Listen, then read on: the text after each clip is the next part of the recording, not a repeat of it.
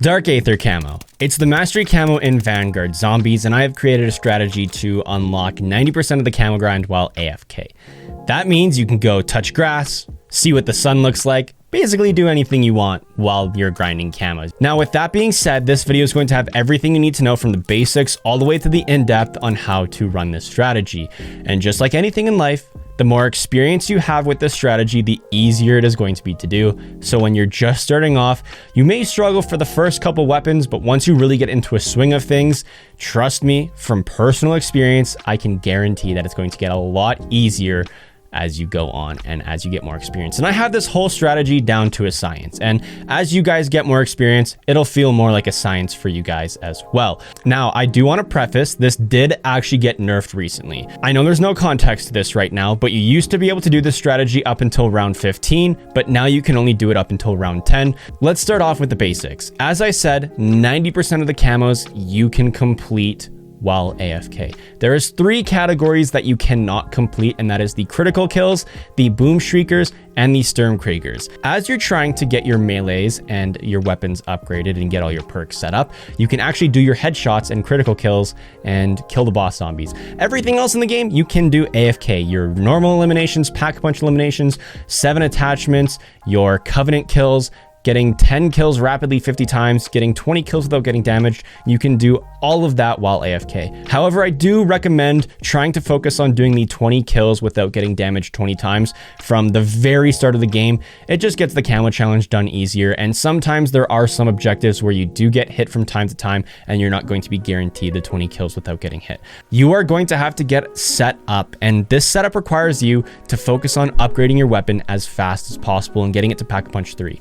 For me personally, I don't purchase any perks in the game or purchase upgrades to them until I have Pack-a-Punch tier 3, and then I will focus on getting 3 covenants. There's one covenant that you need more than anything, and that is the Bloodlust covenant. This will allow your melee attacks to one hit depending on what round you are on and depending on what Pack-a-Punch ability you have. On screen right now, there's going to be a list of what round and what Pack-a-Punch ability and Bloodlust tier you need to be able to one hit. After round 10, you are no longer able to one hit, and that's kind of where the patch came in. You used to be able to go up to round 15, 16 to get one hit kills, but now it's only up until round 10. But there are some situations with the strategy where you can 2-hit melee and still be absolutely fine. And then once you have your Bloodlust Covenant, you can get Brimstone and Artifact Ward. The reason I recommend Brimstone is because as enemies are just in the vicinity of the player, they are going to be taking damage regardless of if you are shooting them or not. This is going to help you tenfold if zombies are climbing up to you while you're AFK. You can partially damage the zombies as they climb, and then once they get up to you, they are now low enough health where they are one hits, so it is like you are getting one hits after round 10. So you can do this strategy with Brimstone as long as you are gold tier on rounds 11 and 12. And with Artifact Ward, it potentially lets your artifact go off if zombies hit you from behind. So this is going to allow you to stay alive longer while you're setting up. And then once you're Pack-a-Punched, once you have your covenants, you can then focus on perks. The 2 perks that I recommend upgrading is going to be Quick Revive and Juggernog. These 2 perks are going to be very important because if you are 2-hitting zombies where it takes 2 melees to kill them, these perks are going to keep you alive and you won't have to worry about going down while AFK. The last thing you are going to need is an auto clicker. For PC, you can download any auto clicker from the web and it will work on your PC. If you are on console, it's a little bit harder. I was searching up how to get an auto clicker on console, and there's a couple ways you can do so. You can either have a programmable controller or keyboard to be able to do this strategy, or if you have a Strike Pack or Cronus, you can actually get an auto clicker through that specific device if it's plugged into your console. But for me, luckily, you can just download an auto clicker anywhere from the web. Once you have your auto clicker set up, you're going to want to set it up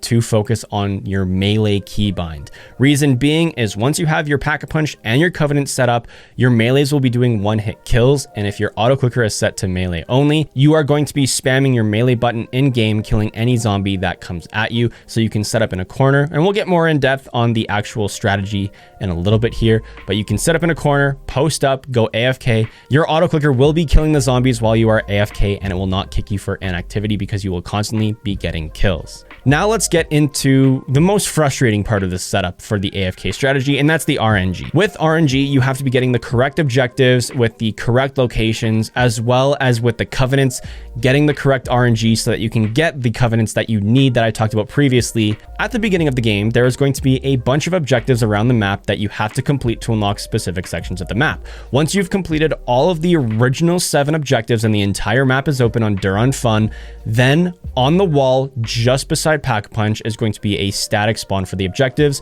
and the objectives are going to stay in rotations of 4. They will stay in order. The 2 objectives that you need to go AFK on is going to be Harvest or Blitz. The reason being is because these 2 objectives can run infinitely. Do not go to the Void objective, which is basically just round based on Shinonuma, because zombies will become too powerful and your melees will stop doing one-hit kills. Now, the great thing with infinite objectives is infinite numbers of zombies can spawn while you're AFK, so you can get an infinite amount of kills, getting your camos done faster. With these 2 objectives, there are a couple locations that work really good, some that work okay, and there is one objective location that does not work at all. If you get a Harvest or a Purge objective in the windmill location, just complete the objective and move on. There is not a good spawn system on the windmill map where zombies are spawning fast enough and you can be getting kills.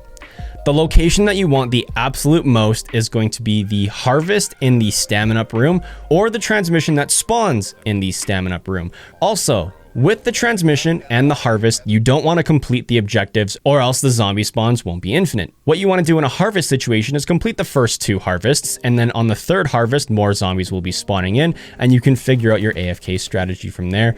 Also, you want to make sure that all the Boom Shriekers and the Sturmkriegers are killed, because you don't want to be AFK, have one of them spawn, and then down you. The good thing is these enemy types will only spawn in the first 30 seconds to a minute of that objective, and they will stop spawning. So it's pretty easy to manage that. And same with transmissions. With transmissions, you're going to want to complete the task bar that sits below your minimap till around 90 to 95%, but you do not want to finish it by accident, because then the infinite zombie spawns on that low round will stop. The reason you want it at 90 to 95% is because the later you get in progression on a transmission, the more zombies will spawn in the highest frequencies. Now, the best area to do a transmission by far, and I would say the best objective in the game, is the transmission that spawns in Stamina Up and then finishes by the Speed Cola room. The reason being is because you have the entire spawn room to access, so you can continue to upgrade perks, Pack-a-Punch weapons, and the mystery boxes there. So if you're AFK in this transmission and you complete a gold gun, you can go to the mystery box, grab your next weapon that you want to work on, upgrade it, make sure that the melees are doing what they should be, and then you can go AFK once again, and you can realistically do all of the AFK camo challenges in one single objective. Now, there are some other locations like the Deadshot building, or if you get sent to Shinonuma for transmissions and harvests, that do work as well. They don't work as efficiently as the Stamina Up room, but they still work. So if you are having bad luck with RNG and you're not getting transmissions or harvests in good locations like the Stamina Up room, a good close second bet is going to be the Deadshot room or Shinonuma. The spawns there are still going to be fast enough to grind through camos while AFK, and there's a bunch of locations you can use to go AFK. Now, if you are experimenting and trying to find your own AFK locations, make sure the zombies have to climb up to you or can only come from one direction. This means that zombies will be doing less damage for you, or 0 damage at all if they have to climb up, like the Stamina Up objective, and you basically don't have a risk of going down. This is where your perks Quick Revive and Jug are going to come in handy. You'll have that more health, your health will regen even faster, and if you have both Jug and Quick Revive maxed out, you can actually be in an objective where you're not even one-hitting zombies anymore, and zombies take 2 hits to kill, and with these perks fully upgraded, you can still go AFK while having to 2-hit melee zombies, even if you're laying on the ground. And that's how the strategy works. It takes a little bit to get used to, but trust me, like I said at the beginning of the video, once you get used to it, you can fly through camos extremely fast. In a short Spark Notes, what I do with the fresh gun, I'll try to get an infinite spawning objective at the beginning of the game to do my headshots. The headshots will allow me to get a bunch of money, which I will then upgrade my weapon to Pack-a-Punch 3, get my Bloodlust. I'll be ready to go into my AFK strategy on round 4 or 5. Now, Now, you don't want to go into the AFK strategy on too low of a round because zombie spawns will be too slow and you'll just be wasting time at that point. You want to get in between round 5 and 10 to actually do this strategy, just to make sure the zombies are spawning in at such an efficient rate where you can go AFK and you'll be getting hundreds of kills a minute. So you can come back in an hour and all of your AFK challenges will be done and you'll have Gold Viper as long as you did the other 3 camo challenges that you couldn't be AFK for. And hopefully this strategy does help you guys not turn your brains into mush by grinding this camo challenge while actually being attentive and active, because it's a pretty boring camo challenge. There's not a lot of skill required to do this Dark Aether grind. It's just a lot of tedious time. So this should help you guys out. Anyway, with that being said, I'm about to head out. If there is one, I'll see you guys in the next one. Peace.